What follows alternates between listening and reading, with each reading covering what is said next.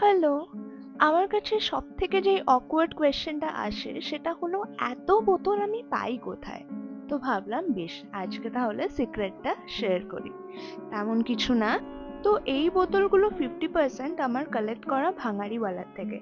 আর বাকি যে 50% রইলো সেগুলো আমি মানুষজনকে বলা থাকে যে তোমরা কিন্তু খেয়ে দিয়ে আমাদেরকে দিয়ে যাবে। বা আমি যেখানে বোতল দেখতে পাই সেখান থেকেই কুড়িয়ে নিয়ে আসি।